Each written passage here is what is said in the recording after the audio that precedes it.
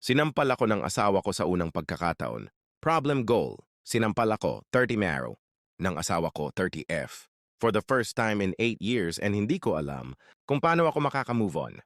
3 days na ang nakakalipas. Context, 8 years na kami and 4 years of which I married. Kami with twins, 3M. Site engineer ako at freelancer naman siya sa bahay.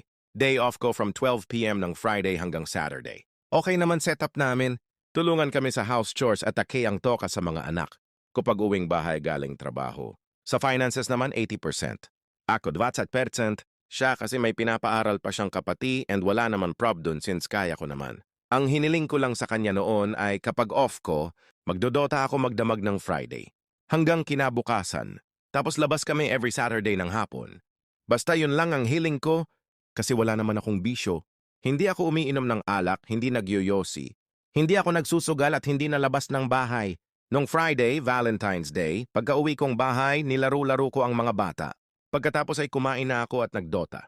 Sa 8 years naming dalawa, lagi ko siyang binibigyam ng bouquet. Walang palya. At kasama na sa plans ko na madaling araw ng Sabado, pupunta ako ng Dangwa para bilhan siya ng something. Habang nagdodota ako, bandang 7 p.m. ng Friday, pumasok siya sa kwarto at bigla siyang nagsabi na dotang-dota daw ako. Pagod na daw siya tapos ako dota lang ng dota? Medyo nanibago ako kasi hindi naman siya ganyan. Naisip ko baka epekto ng Valentine's Day at feeling niya wala akong ibibigay. Niyakap ko siya tapos tinulak niya ako at sinampal. Nagulat din siya at mas lalo ako. Hindi ako nag-react at bumalik sa computer. Umiyak siya tapos lumabas ng kwarto. Binilhan ko pa din siya ng bulaklak pero hindi na ako nakarecover. Hindi ko kasi akalain. Walang lugar sa bahay namin ang pagiging bayolente. Sa sofa ako natutulog since then at nagre-reflect ako, am I failing as a husband ba?